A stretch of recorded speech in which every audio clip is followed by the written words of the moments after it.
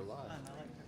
He that? left last week to go back to Arizona. Oh, it is. They go for like 6 months. Good evening, everybody. It's 5 o'clock, so we'll go ahead and get started. Please, do I see a couple young people back there? Could you help me start the Pledge of Allegiance? They're ignoring you. No one back there want to running help? for cover. Okay. All right, I'll get it started. I pledge allegiance to the flag of the United States of America and to the republic for which it stands, one nation, under God, indivisible, with liberty and justice for all. Ready? Why don't we go around the horn and introduce ourselves? Julie Powell. Jeff Hannon. Scott Allen. Greg Eating, Superintendent. Jason Beckrow. Kevin Bushu. Bill Scalata. Rachel Wade. All righty. Welcome, everybody, to the, November board meeting. Let's take a look. Get out your packets, please. Approval of tonight's agenda. Please take a look and let me know if you'd like any edits or changes to that. And if not, I'll accept a motion for its approval. So moved. Support. All those in favor? Aye. All righty, and next is the consent action items. Once again, please take a look. Let me know if you'd like any changes to that. Oops. And if not, I'll accept a motion for its approval. So moved. Support. Roll call vote. Mr. Hannon. Aye. Mr. Allen. Aye. Mr. Bushu. Aye. Mr. Scaletta. Aye. Ms. Wade. Aye. And I vote aye as well. All right. We got some good news. Is that right? Yes, I like in good fact, I'm news. just going to introduce Miss Kinzel, the Roosevelt Elementary principal, up so she can kind of give her good news for the district, which is a very cool project. You can kind of see some of our friends in the middle of the room over here. No, taking a rest. You can see why they are therapy dogs. They're much better behaved than either of my animals would be if they were in the room right now. This is Journey and Avi and their mom Janet, who is their. See, I know. Look how sweet she is. Who has been coming to Roosevelt since last year. So Janet, if you want to pop up and introduce yourself real quick. Journey is the yellow lab. She is actually Avi's mom. Yes. Fun fact. Journey is 10 and Avi is 7. Yeah, so awesome. So this is Janet. She's now, when she came on with us last year, she was with Pet Partners, and she's now with Best Friends 4-H, and also brought the group leader, Linda, with her. Janet will be lucky enough to go to Florida for 6 weeks this winter, so Linda is going to be coming with her, her friends. Now, I'm so sorry to say this, but I had two friends, two third-grade girls, who were actually supposed to be here at 5 o'clock and coming to, oh, nope, it's Mrs. Steffes. Oh, it's okay. Hello, Stacy, welcome. Grishma and Ada, hopefully, maybe they'll wander in a couple of minutes late. A couple of our third graders who have spent some time with the dogs at Roosevelt. This opportunity was actually in the conference room. We've also met in just one of our little conference rooms off the hallway where kids come. You can see the girls are very open to lots of snuggles. We have a kindergartner here who is reading with her teacher cadet. Oh, there's Ada. Hi, Ada. No pressure, Ada. I'll call you up in a minute. And then Janet also doesn't mind getting her hands dirty, and so she's reading with a couple more kindergartners down there on the floor. Ada, you are famous. There we go. And I just showed you. Oh, look at, they're so excited to see you. They're going to her. They're Look, going our to her. friend. So Ada, here is your famous slide right up here on the wall. Do you see her cute face? So Ada, why don't you come on up? You can come stand by me so you're not feeling quite as nervous. And Ada, what I want you to think about is what's one of your favorite things, or what do you love about reading with the dogs? I like when I can feel them, like the fluffiness of the dog. Here, come closer. Oh, I like the feeling of the fluffy dog when I read. Yeah. Does it feel relaxing? Yes, Yeah. definitely. Definitely. Do they like to snuggle? Yes, Yeah. They're pretty friendly, aren't they? yes, very friendly. That's pretty awesome. Thank you, Ada, and thanks for bringing her too, Mom. Thank you, All right, Ada. let's see what's next up here. So this just gives some information about what does the therapy dog do, and I'm gonna let Janet talk a little bit about this, because I was excited to learn just kind of some fun facts, as I got to know Janet and the girls last year. Yeah, so I liked it. We started last year meeting with all of those grades, kindergarten all the way through fifth grade, and talking to them about what is the difference between a therapy dog, a service dog, and an emotional support animal, because a lot of adults are confused at that, let alone kids. And I gotta admit, kindergarten, first grade, all they see is a fluffy thing up there. I think most of what I said went, but so maybe some of it sunk in, and we talked about, how you interact with each types of those dogs or not interact. And yeah, here's a slide that I showed the kids that showed the differences. Like I told them a therapy team, we're there for everybody. We're there for all of you. And we go to nursing homes and hospitals and libraries. And the kids love to read to the dogs because they say the dogs don't judge. They're not going to correct us. I try to make myself invisible unless they need help. And it's their time. If they just want to snuggle, and sometimes the little ones will make up a story. They'll look at the pictures and make up a story, and this is usually what they do. They just fall asleep. But we're really so happy that Rachel opened up the opportunity for us to come in there, because I think it does make a difference with the kids, and we're just happy to be there. Thank you so much, Janet, for coming. She comes twice a month, so 2 Fridays a month for 2 hours. And so what we do is we just have a little Google calendar, and teachers sign up for slots, and then a lot of them will go back kind of the morning of or the night before. And if there are extra spots, they may sign up, and we tell them to just send down 2 kids at a time, and it's worked really well. So thank you so much, Kind of Janet. celebrities when we walk through the hallway, even if you're not going to that class that day. Journey, Abby. And she knows her name. Yeah. Yeah. It's been Thank you fun. so much, Janet. Thank you, Ada. You walked in at the perfect time. Totally planned. Thanks, Ms. Kinzel. You're welcome. I didn't know if any board members had any questions or any thoughts at all. Ms. Kinsel, I'm just curious, how many other schools do these or I don't know if you can answer this, or, but how many other schools do the dogs go to? And We go to Blossom Land Learning Center, and we work there in the gym with the children. Okay. Janet and Colleen Melindy. Janet works the north side, Colleen works the south side. As of right now, we are AKC certified as a canine therapy organization. That means every one of our dogs can earn AKC title by being registered with us. So the children who join us, the 4-Hers, have a chance to get their therapy dog titles. So it's a win-win situation for best friends. And we're insured, which is important. Yes. And I know we went to Lincoln Elementary last year, every other Friday. It was Roosevelt one Friday and Lincoln the next, me and the girls. But Lincoln couldn't fit us in this year, so we're just going to Roosevelt now. But we'd love to expand this. If there's any other schools, we have other leaders and dogs that would love to come and do this at other schools. I do believe like Hollywood, they have a therapy dog. Some places do. And Stuart's they have some lined up to come visit regularly too. Mhm. It's not needed everywhere, but we're happy to help if we can. Thank you. Thank you. Appreciate that.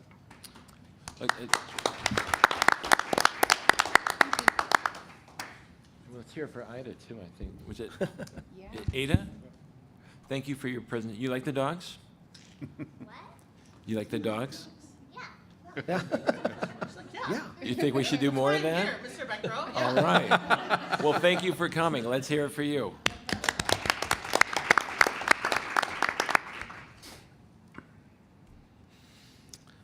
Moving on to the superintendent informational report, which is by me.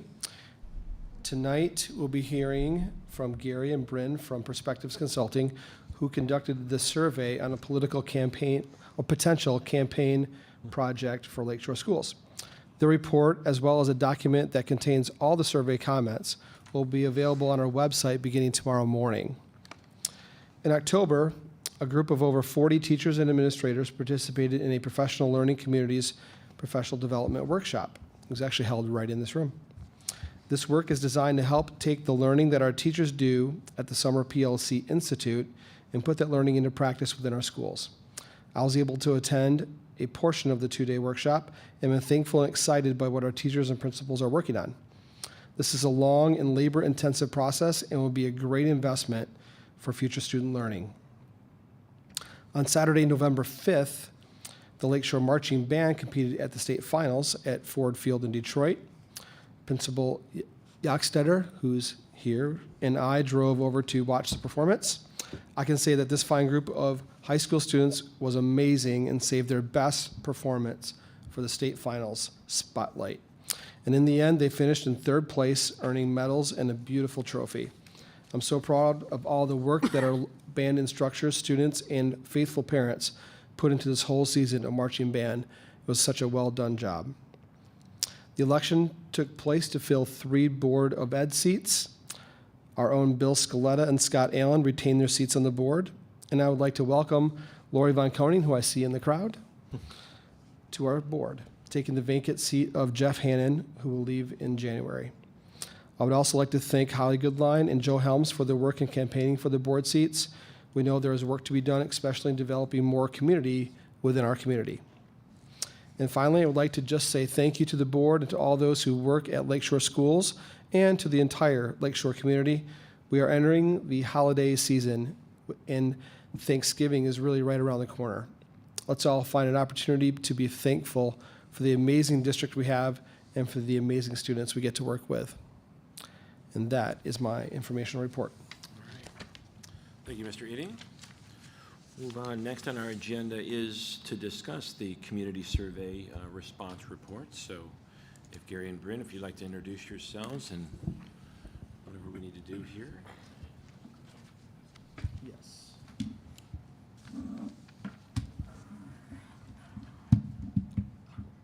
This, or do you want to use that? Whatever you prefer.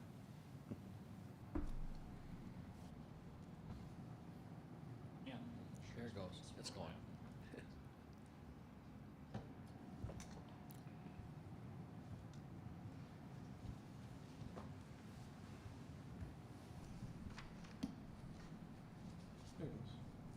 Perfect.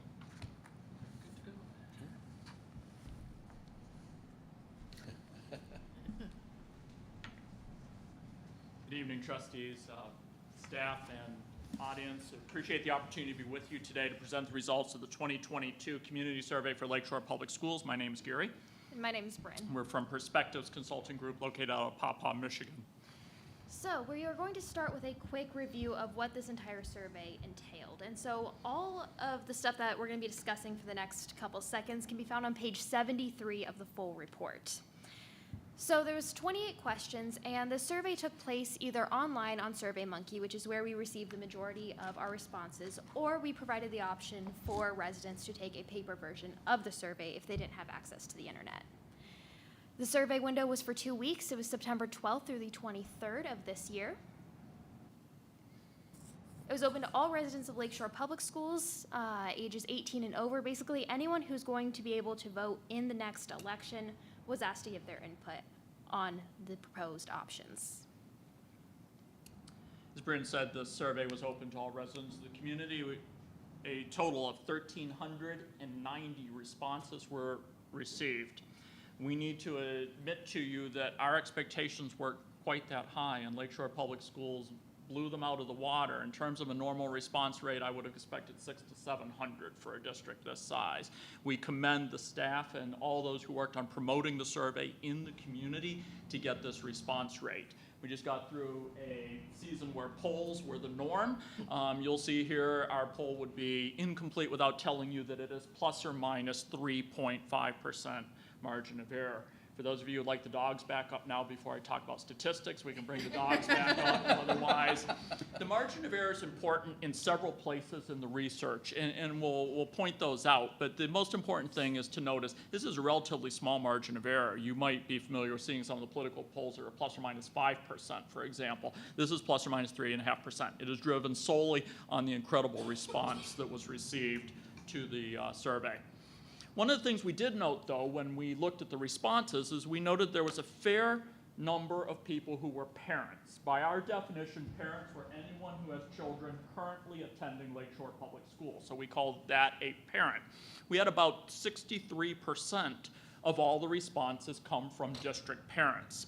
What we know is two things. One, parents do not make up 63% of the population residing within the district. In fact, according to the state of Michigan, the percentage of parents in the district is 40%. So what we did is we did something called weighting. We changed the proportions. We didn't get rid of any data, but we basically said the 63% of parents need to be talking for 40% of the survey results, and the 37% of non-parents need to be talking for about 60% of the survey results. That's a weighting process. It's very important to note, no responses were eliminated in doing this. Every comment we received is all in here. We didn't eliminate anything out of the survey. If we got a response, it's in the report, but we weighted it to get the correct proportion. The other thing we know is parents sometimes think differently about the schools than those who don't have children there. The most common thing, parents, they know a little more about the schools than people who maybe haven't had kids there for 20 or 30 or 40 years. So it's very important that this happen. It's a common procedure, and it was appropriate here to use the weighting procedure to get those proportional results correct. There are two reports that you guys are going to see, and we've kind of touched on this to begin with. The first report, if you click it, will be a... The first report is the report that you are going to see where all the graphs and charts are in that. You're also going to notice that there are a selection of comments. Not every comment was put in the report. However, we do have a second report, which is the responses listings. That report is 141 pages of just comments. So obviously we did not want to pass out a 200-page full report. So every comment has, as Gary has mentioned, is in one of these two reports. So if you want, you can go and look through and have riveting reads. One of the first questions on the survey, what grade would you give Lakeshore Public Schools, A, B, C, D, or F? You'll note here that A and B were given by about 82% of the survey respondents. About 9% gave the district a C. This is very consistent with other districts that we've done work for in a similar question in a similar way, where we're looking at 80+% giving the district solid grades. The question one might ask is I noticed, Gary, there's a couple people who gave it a D and a couple people who gave it an F. Why do you think that is? And we asked that question on the survey. So when we asked why did you give it a D or why did you give it an F, we had several things show up. The first one related to athletics. This is less a comment on the proficiency or the talent of the athletes involved at Lakeshore Public Schools, and more the beginning of a common thread you're going to see, which is concern over the investment in athletic facilities in the district or the perceived district's misappropriation of funds to promote athletic facilities versus curricular or educational facilities. Bullying came up a couple times. Disagree with teaching, perceptually what the district may or may not be teaching currently. There was concerns about some of that, and there was some distrust expressed about the board and the district. I point these things out not to be negative, but to only recognize 3% of the people said a D or an F, and it's important to understand why they may think that, and that's why we're sharing those results. The next question that respondents were asked is whether or not they felt the district was communicating well. See that 68.1% said that yes, district was communicating well, 14.8% said no, and 17.1% were unsure. As we did with the first question, we asked those who said no why they said no. And some common themes were that some people felt that the website wasn't necessarily easy to navigate, easy to find information on. There was some concern around changing school times. It's important to remember that this survey was out in the field right at the beginning of school, so it was still a little bit of a sore subject. Some people had some comments about 2 weeks maybe not being enough of a heads up. Some people felt that there was a disconnect between the district and parents. Some felt that the district hasn't done enough to communicate that athletics were donated to the district, not money that the district had put into it. Some had a concern about lack of transparency. Some felt that the only communication they received is the Lakeshore Light. Some people felt that they received no communication or information whatsoever. And some felt that the district was a little selective about what information is shared. It's important to note that we're not necessarily saying that any of these are the truth, but more the perception in the community of what is taking place. The next one that we asked is whether or not respondents felt the school district was fiscally responsible. Similarly, 61.9% said yes, 8.1% said no, 30% said unsure. Of those who said no, we asked them why, and again, some common things you're going to be seeing. Athletics, as Gary mentioned, they were a little concerned about where the money for the athletic facilities came from. They felt that the school district is constantly asking for money. They talked about past bonds. They talked about how the district should spend more money on teachers and programs. And some people had some concerns about the technology in Chromebooks. Once again, it's important to note when we're sharing why these things were rated or not thought of in the district is not to say anything other than to understand why the concerns exist out there. In all three of these questions, they're very minimal, but it's important to note what they are. One of the questions, though, that really drives the whole rest of the study is whether or not people feel the facilities need improvement. And so the question was, do you feel the school facilities in Lakeshore Public Schools need to be improved? Less than half said they felt they need to be improved. That leaves about 31%, or just under 1/3, who said they were unsure, and 21% who said no, they don't need to be improved. This question, and solely this question, predicts whether or not they support an upcoming bond proposal. No matter which of the options on the survey, this is the predictor question. One of the things I need you to take away from this is you might say to me, Gary, this is 1,300 people. Most of them, because we weighted it, are not parents. I'm sure parents understand that the district's facilities need improvement. Not as much as you would think. If we took this pie and we just did it for parents, those who currently have students attending, it would be 54% said yes.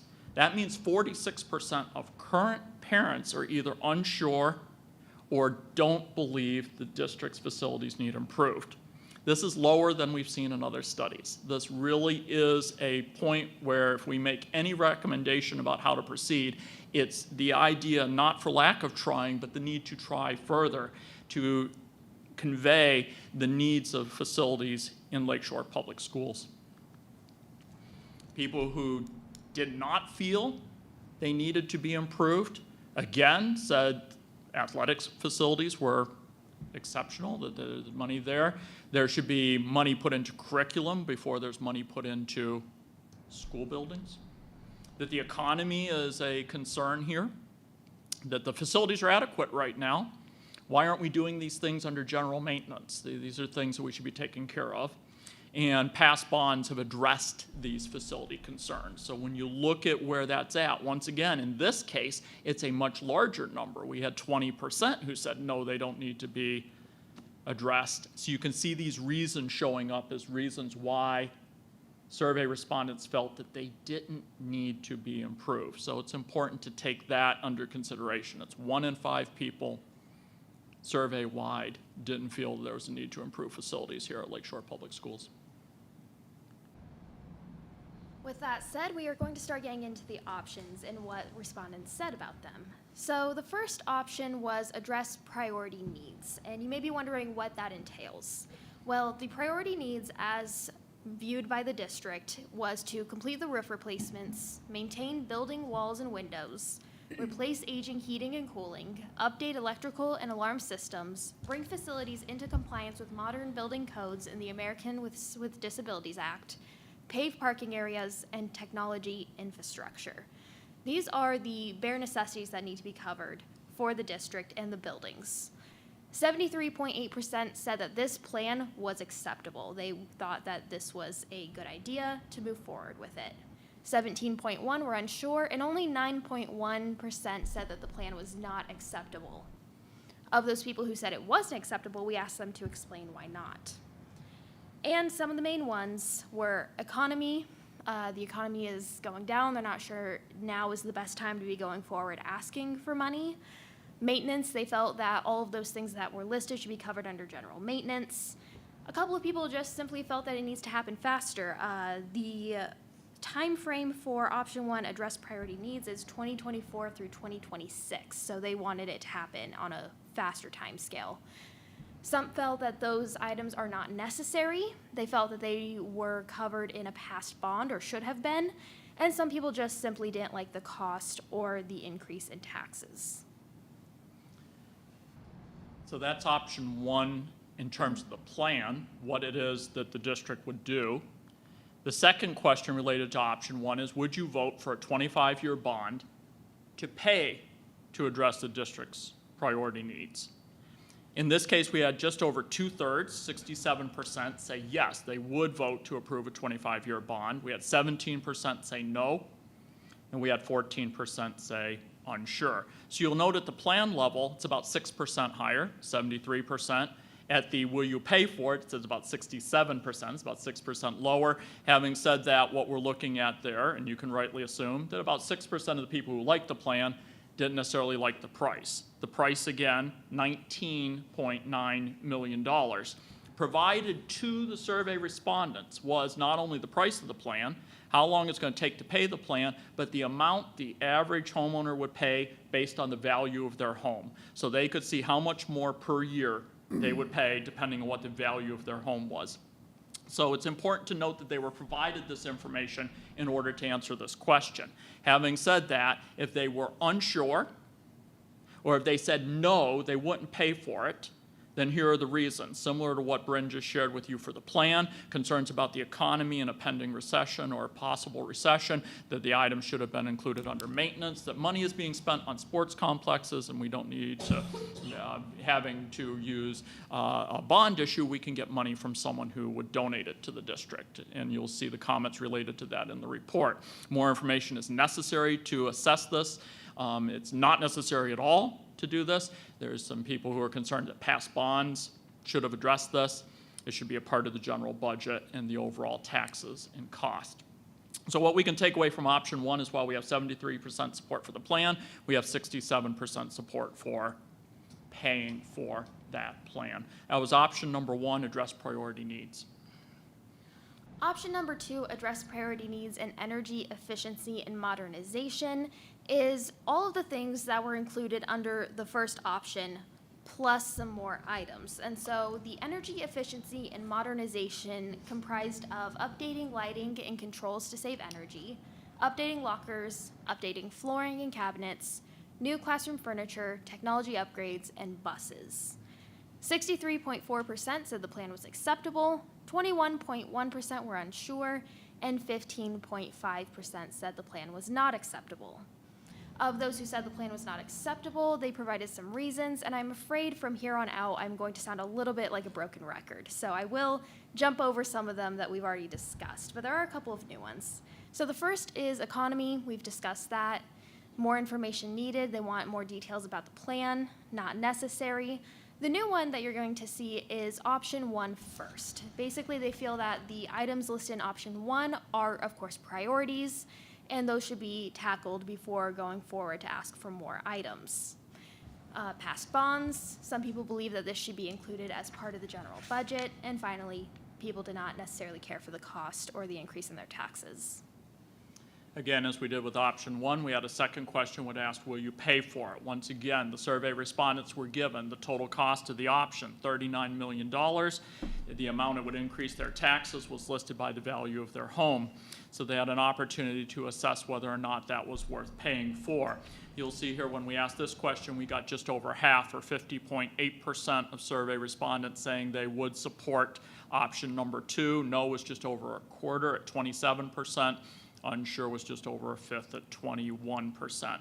So again, we see a decrease between those who like the plan and those who are willing to pay for it, which again comes from the idea of the cost involved there. But in addition to that, you'll see that the overall support for this one is down by about 13 points, from 63% support for the first one down to 50% support for option number 2. As before, we asked, why would you not support it, or why are you unsure? Again, as Bryn noted, option 1 first shows up in this one, and sports complexes shows up in this one as well. Having said that, the other reasons tend to be transcendent. We did ask after each option, you know, why don't you like the plan? Why don't you support it if you don't? And you'll see these same themes reoccurring. So for option number 2, the takeaway here is that we have a little more support for the plan, but we're down to about 50% support when it comes to approving a bond request for it. Option number 3. This is address priority needs, so all of the items that were included under option 1, plus a different set of items, educational program enhancements.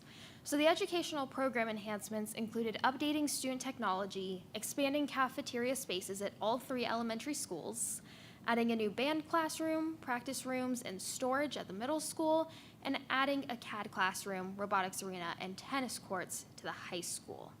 This was presented to respondents, and 54.8% said they felt the plan was acceptable, 24.7% said they were unsure, and 20.5% said the plan was not acceptable.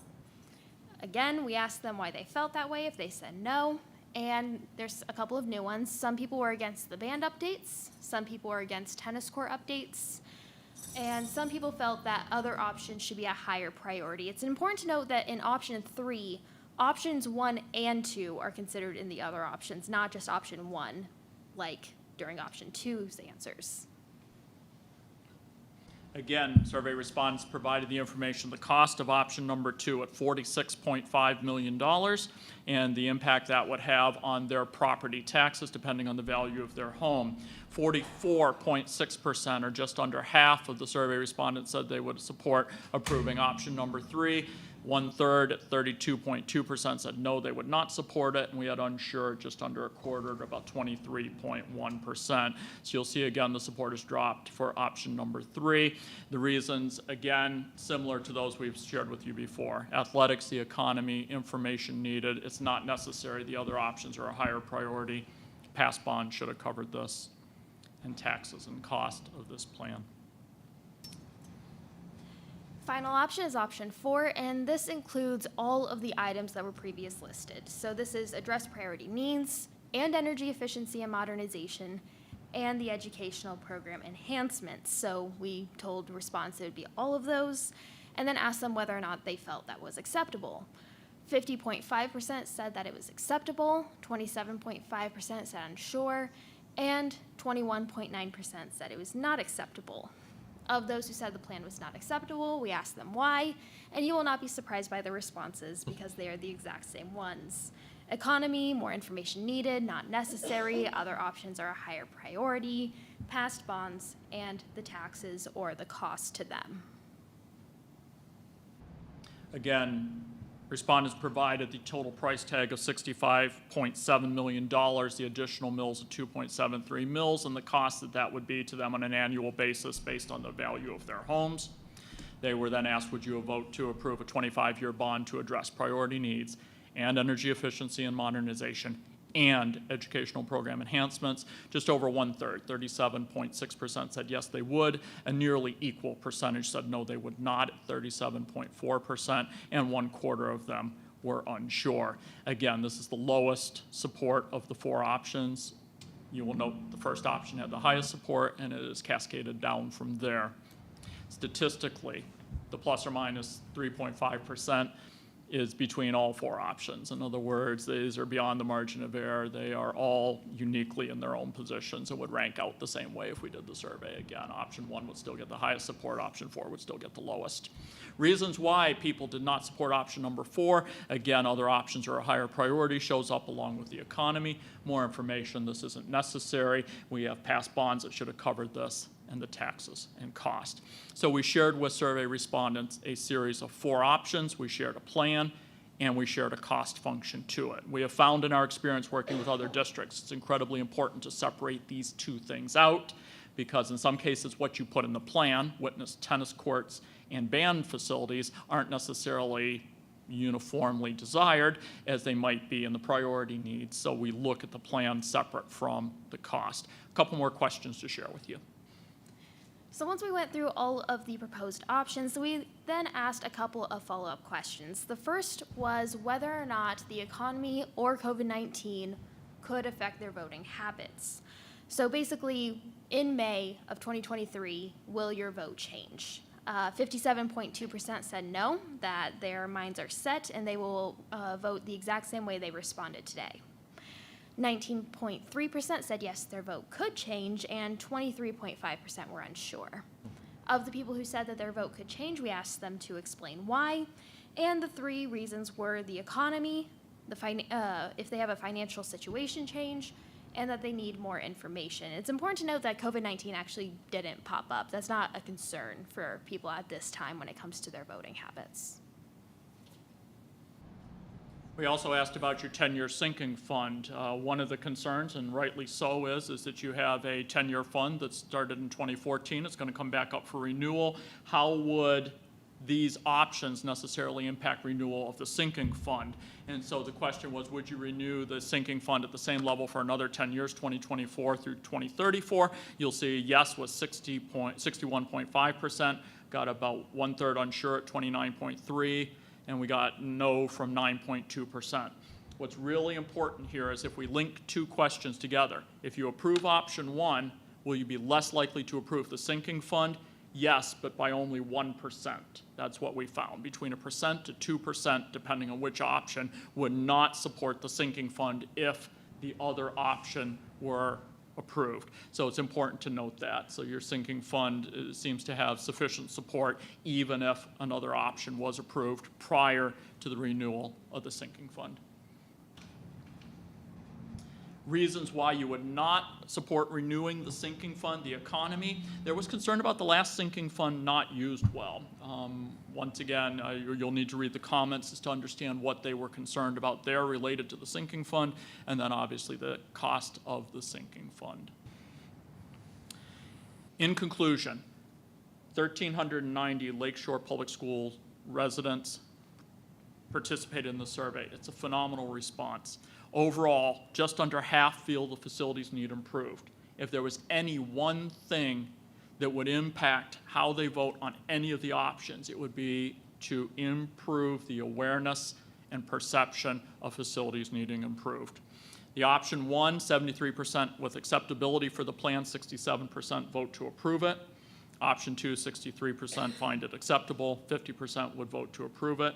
The other two did not receive a level of support where we could find statistically in any way, shape, or form at this time that the district could do something to move those results to a level of support based on what we had put on the survey.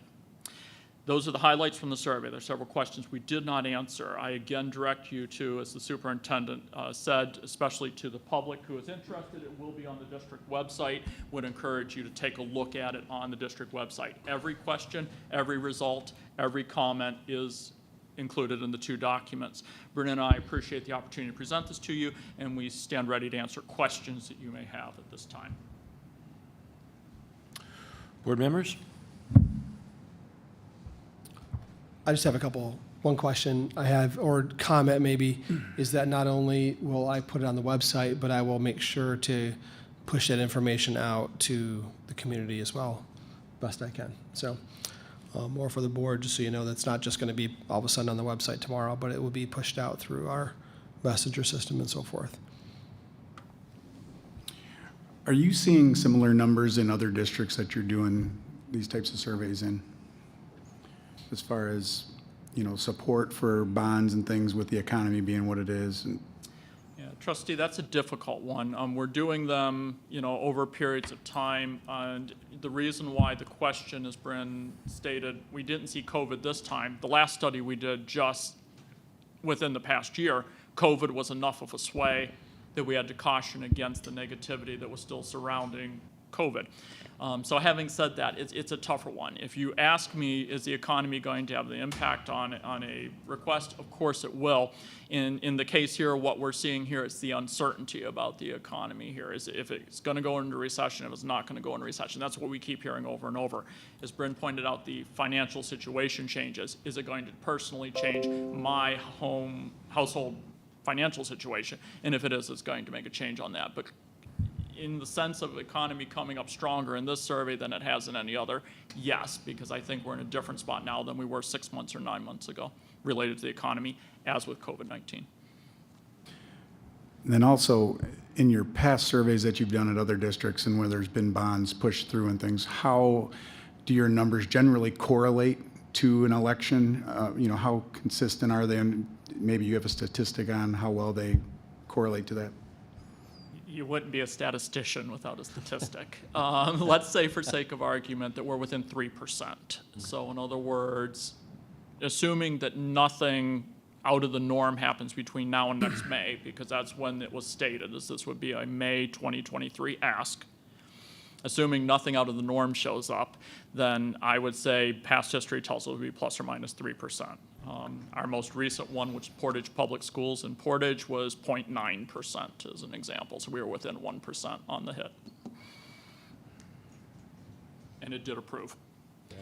And I will state happily, we've never worked with a district that didn't approve their request after working with them. So we're fortunate. Thank you. Just a couple comments. First, thank you for the complete work, and Greg, thank you for bringing this opportunity to us. I think having gone through this kind of situation before, this is a tremendous amount of insight and feedback from the community that we may not have completely had in prior bond issues, quite honestly. So from that standpoint, this is very, very helpful.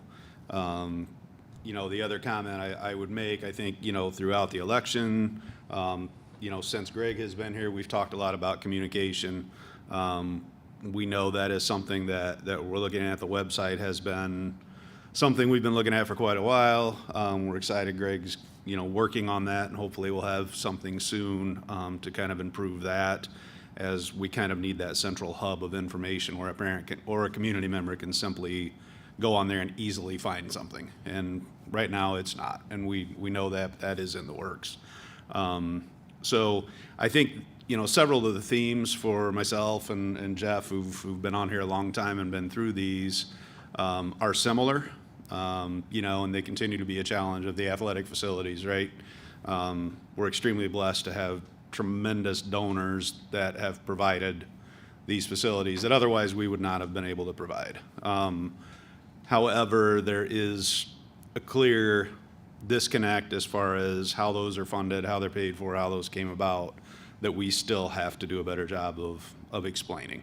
The sinking fund is another piece that I think, when I see communication, that we have to focus on as far as what's the difference between a bond and a sinking fund, right? The sinking fund is very, very limited, our current sinking fund, as to what we can spend those on. We can't buy books with it. We can't pay teachers with it. So I think that's something that we have to look at as a board, and how do we communicate the differentiation between the two.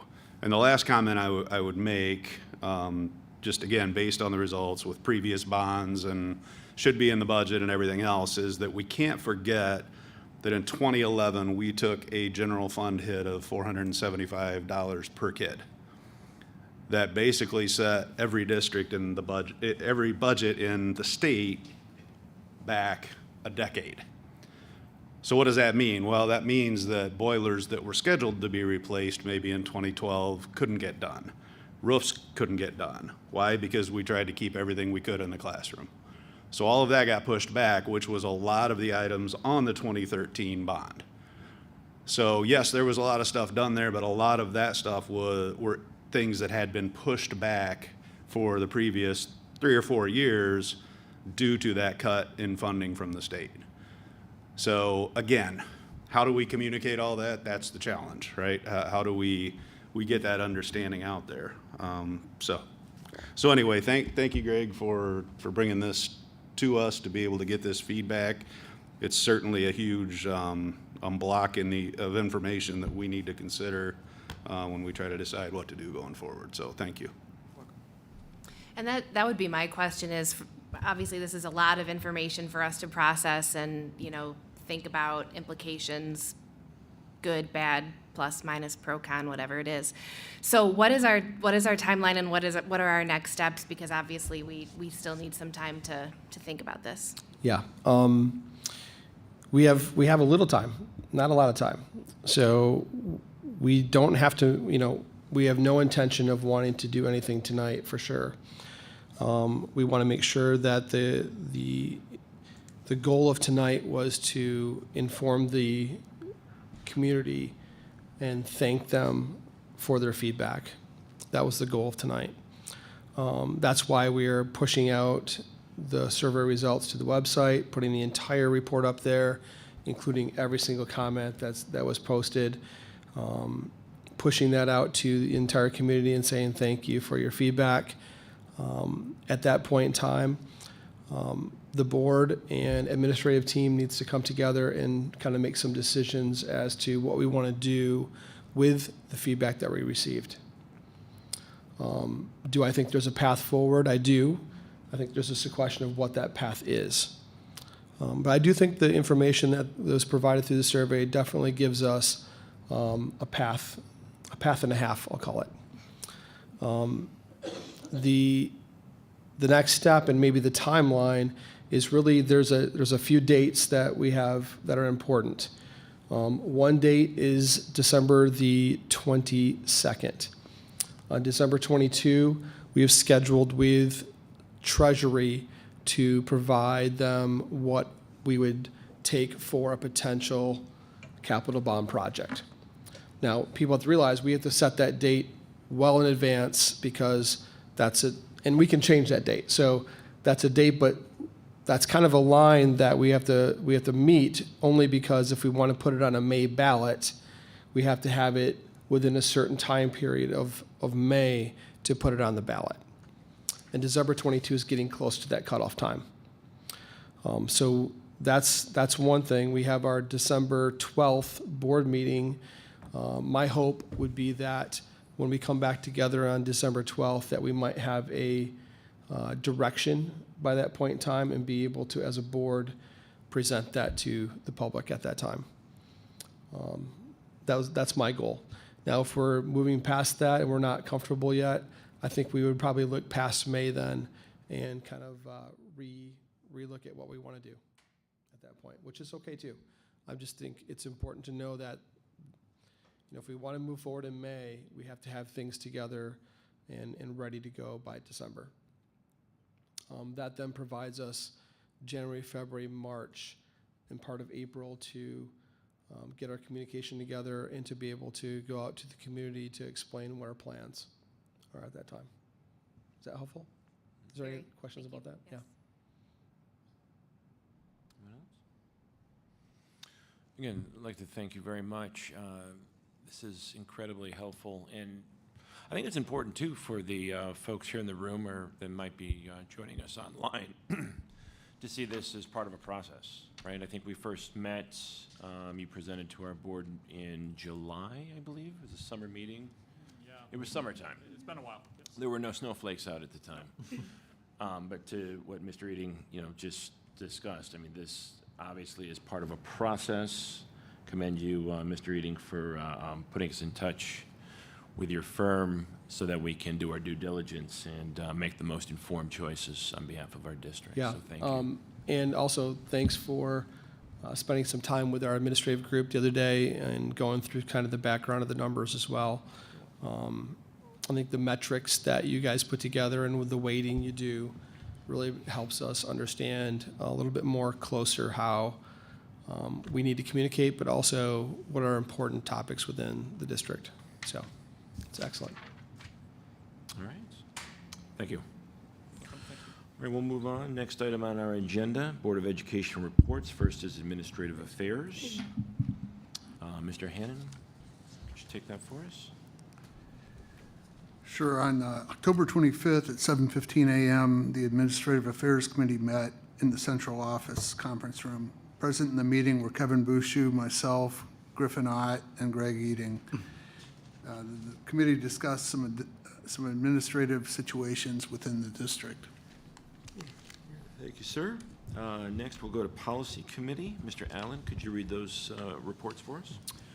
The Policy Committee met on Tuesday, November 1st at 4:30 in the Central Office Conference Room. Present in the meeting were Bill Scaletta, Rachel Wade, Greg Eating, and myself.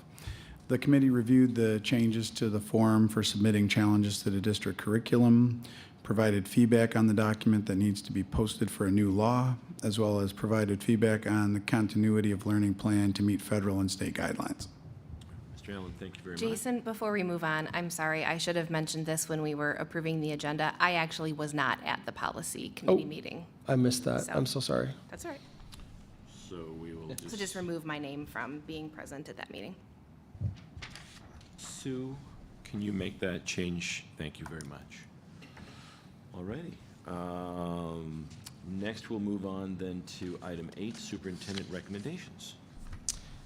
Thank you. We have some overnight trips to recommend. I think since COVID is kind of a fixture of our future and a fixture of our past, we are getting a lot more overnight trips that have been on the docket for a while. So the 8th grade Washington trip, middle school history teacher Jen Engelsman is requesting permission for about 90 8th grade students to travel via charter bus to Washington, D.C., April 19 through 22, 2023. They will visit the U.S. Capitol, the World War II Memorial, Arlington National Cemetery, Mount Vernon, several Smithsonian museums, and on the way home, Gettysburg, Pennsylvania. So I think we should just go through these one by one. So It's a wonderful trip. So moved. support. All those in favor?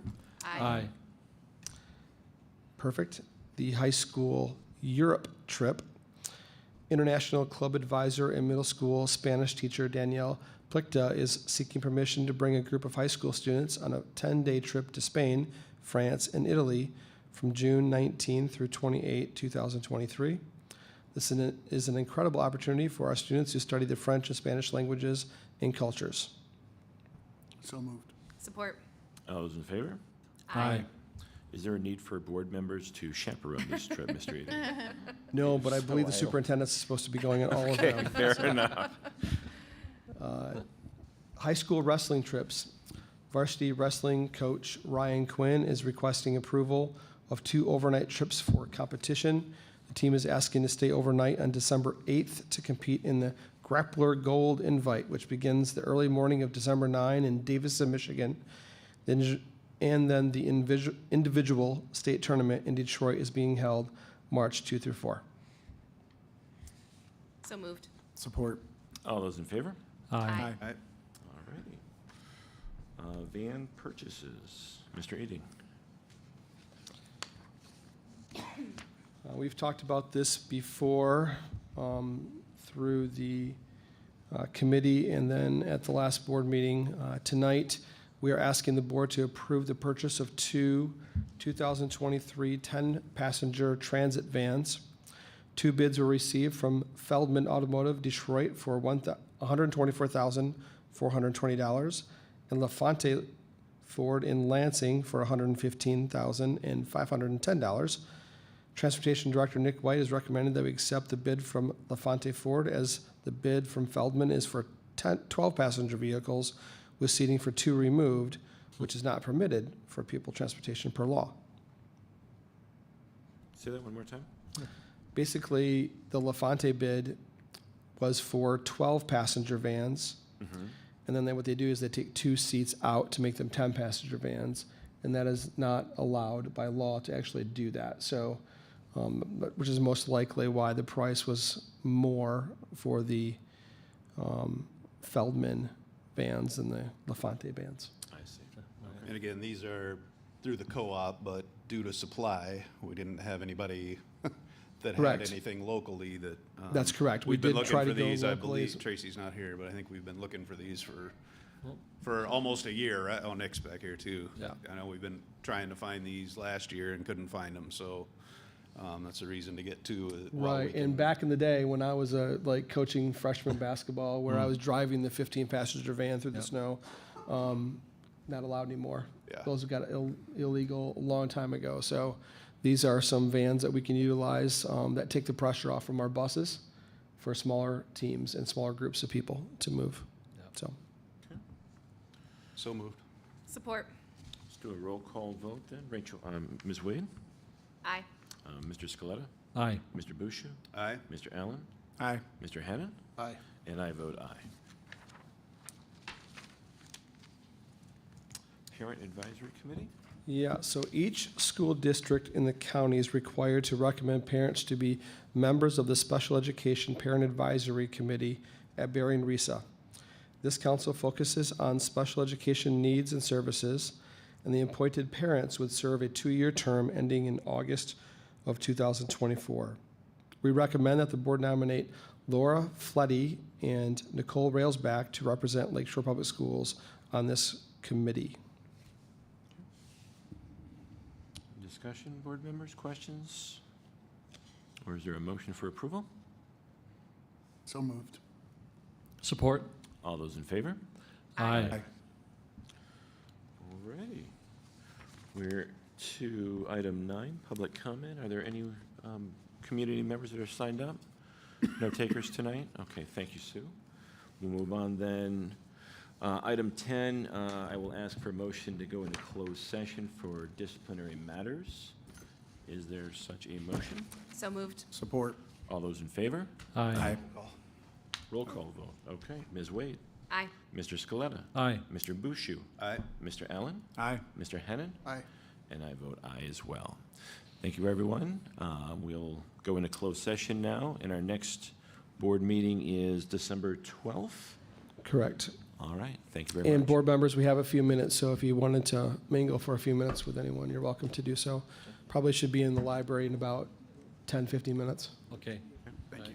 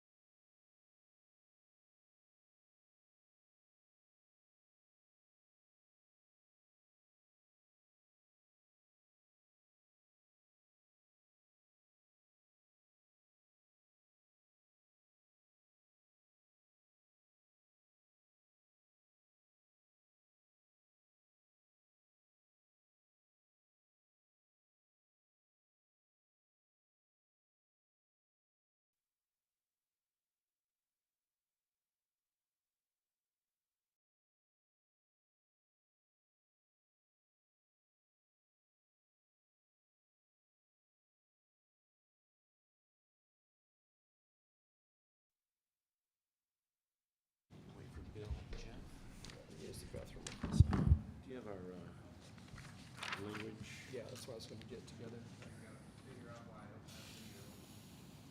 Okay.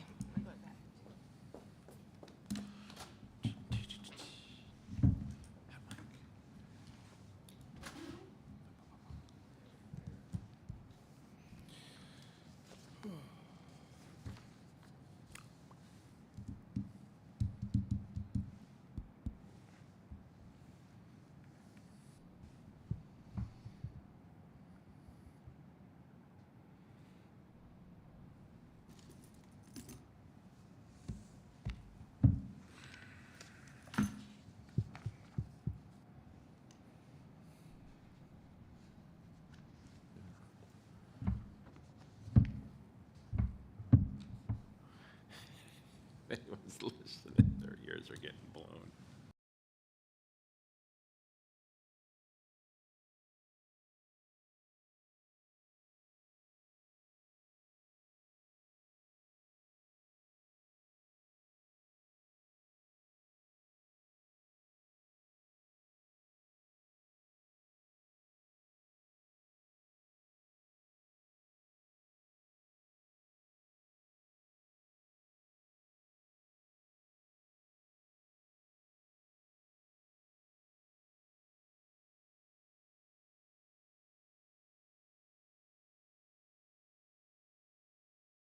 I vote aye.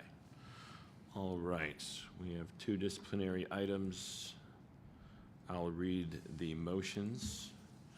Number 1, that student number 79 be long-term suspended from Lakeshore Public Schools through November 14th, 2022. So moved. Support. All those in favor? Aye. Aye. Next motion is that student number 80 be long-term suspended from Lakeshore Public Schools through November 14th, 2022. So moved. Support. All those in favor? Aye. All right. We have a 3rd disciplinary item that the parties have asked to be discussed in open session, which we will do now, momentarily. I just texted, they're out Okay. there. This is student 81, is that correct? Student 81, that is Gotcha. correct.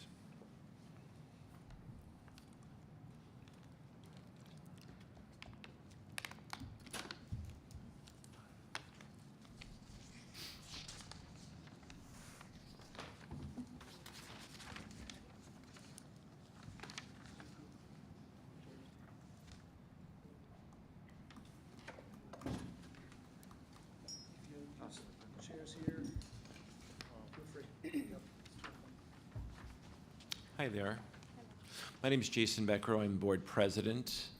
Just welcome. We'll go around the horn here and everyone introduce themselves. Ms. Wade. I'm Rachel Wade. Bill Scaletta. Kevin Bushu. Scott Allen. Jeff Hannon. Understanding is you've requested to have us consider the disciplinary item here in open session. Is that correct? Okay.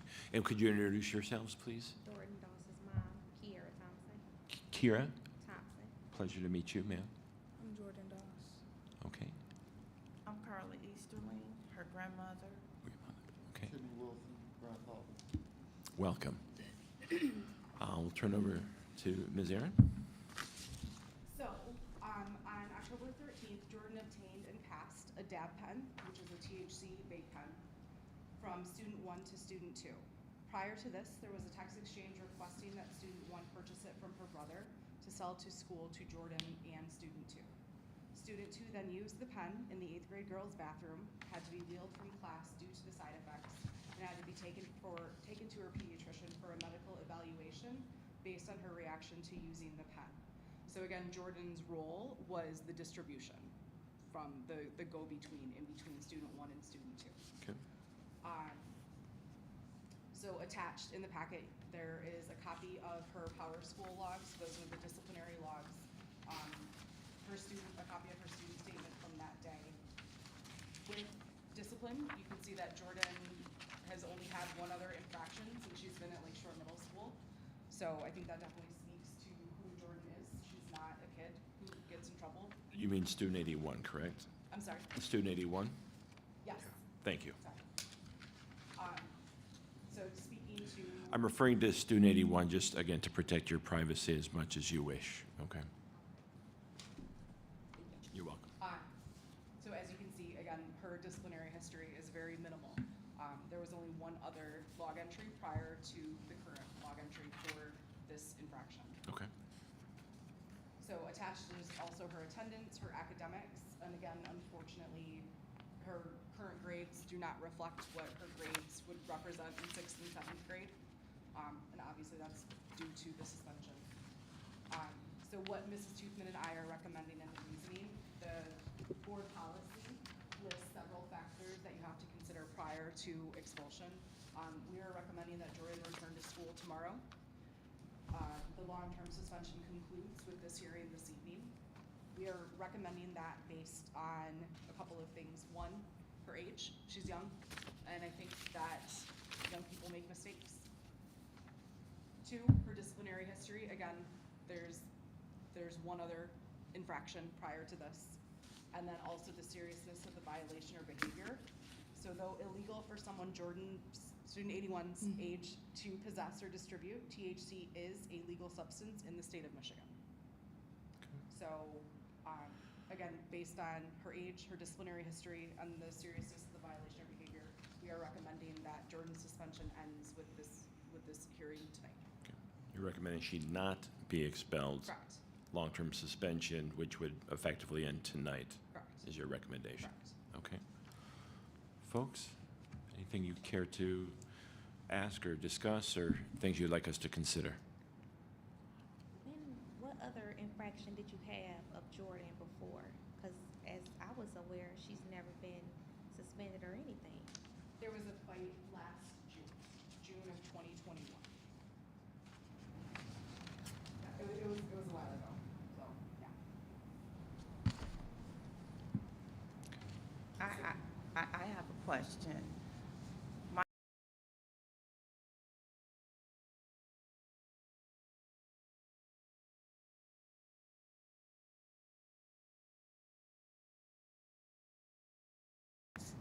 And make sure that this type of incident, I've talked to Jordan and I explained to Jordan the complications of doing these types of things.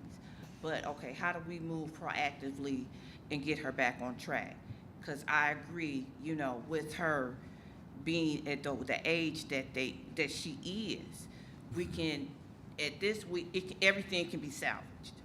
And now, if we're at the point where we need to move forward and get her back on track with her grades so she doesn't fall behind, because my ultimate goal actually is her education.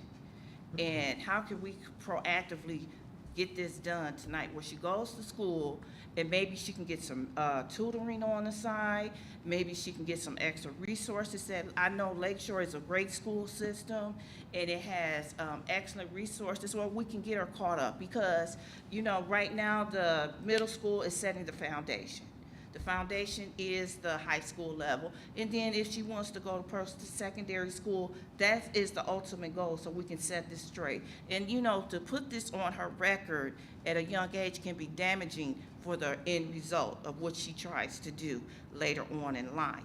So what I want is so we can try to get extra help, work with her teachers. If it can be a mentor setup, I work with Jordan. I'm an educator myself, and I work with Jordan. All you guys, I mean, I'm just saying, how can we proactively change this? Right, and we are in full agreement with you. And actually, an email went out to teachers today saying that we did have this meeting that was happening tonight. You know, we were coming with our recommendation. We didn't know what, you know, the board would end up deciding. But, you know, with the fact that if she was returning to school tomorrow, Jordan will begin her day with Miss Erin, myself, setting up a plan to be successful, getting her teachers, they already know, like, if she is coming back tomorrow, this is what we need it to look like. Obviously, the first marking period ended on the 28th of October, so we need to get her caught back up from those classes, but then we also need to make sure that she's set up for success moving forward. We certainly believe in Jordan, and we know that she is going to be successful, and we will work with her and her teachers to ensure that happens. And I will also suggest maybe maybe a 30 to 60, 90 day evaluation. 30 days, the teachers come together and we set up some type of action plan where we could successfully say, okay, Jordan, you have to meet these goals, because Jordan has to put forth the effort as well. But we have to proactively do this as a whole. And I'm willing to help. I'm a phone call away if anybody needs some help. But what I'm saying, this has to be proactively done. And if we can set this goal, if it's 30, 60, 90, okay, and this 2-week point, you should meet this point. You should be at this point. And then that sets her ground for succession. That's what I see, and that's what my goal is in all of this. She made a mistake, she understands this. But now is the time, if we let her back in school, we can move forward from this. We agree, and even, right, and looking at her, Jordan, I was looking at your grades today and seeing, because obviously the grades that are in the packet are not representative of the grades that you had prior to being suspended from school. And I mean, looking at the assignments that you need to complete and kind of thinking about what is essential that you need to do in order to be able to do the next work and everything. So we've already started talking about a plan for you to come back, so. Yep. And I think from a board perspective, I think it's important that you understand that's our goal for everybody. Okay. Right? We have a job to do. We have a responsibility to 2,850 students within this district, right? And there are rules and guidelines that we have to adhere to. And it's the toughest part of our job. Correct. We don't like having these meetings. But as I'll say in every one of these meetings, our goal is that one of these days we get to hand her diploma walking across the stage out on the football stadium. And That's our goal for any that's child that comes before us in that's any my one of these goal hearings, right? For any child. Yep. But we have to take it day by day. Yeah, agreed. But to your point, it has to be a concerted effort of everybody involved, It including, and it starts with Jordan. It does. Right, we're here to provide the opportunity, and I've seen our administrators work wonders with children who don't have the support system like you behind them. So I know it can be done, and based on her grades previously, Jordan, I know you can do it, right? You just have to want to. This is a bump in the road, and that's what we want this to be, a lesson learned. We move forward, we put this in the past, and we grow from it, okay? I think we have 100% agreement here that we're all here. And again, I think what's so important is your loving family that's here to support you. And as I look at the middle school leadership here, I've been on this board now for, over 10 years. And what you just said, as far as wanting to see this as an opportunity, it's a fork in the road, where we go from here, I feel very strongly you'll find no place more supportive than Lakeshore Public Schools to achieve the goal that you just stated. And yeah, I think I just did the math. Are you class of 27? Yes. Yeah, I think so. All right. June, maybe the first Friday night in June 2027, for those of us who are still around, we'd love to hand you that diploma. That's absolutely the goal. We had 2 other sessions, students year 81, 80, and 79, same conversation. And again, outstanding leadership, your teachers here to support. So yeah, we'd like to treat this as a bump in the road, a fork in the road. And based on what I'm seeing here, I'm very confident that in, 5 years, I'll be on that field. You come shake my hand? All right. Very good. Anything else you'd like us to consider? And again, the recommendation, I think that starts with the recommendation of not to expel. Yes. That the best place for student 81 to be is right here at Lakeshore Public Schools starting tomorrow morning. Okay. Board members, questions or discussion before we take action? So then I'm going to read that the recommendation be, the motion be that student 81 be long-term suspended from Lakeshore Public Schools through November 14th. That's today, therefore, back to school tomorrow. So moved. Support. All those in favor? Aye. Motion carried. All right. Any other discussion for the board, or is there a motion for adjournment? So moved. Support. All those in favor? Aye. We are adjourned. Thank you, everybody. Thank you. Thank you very much.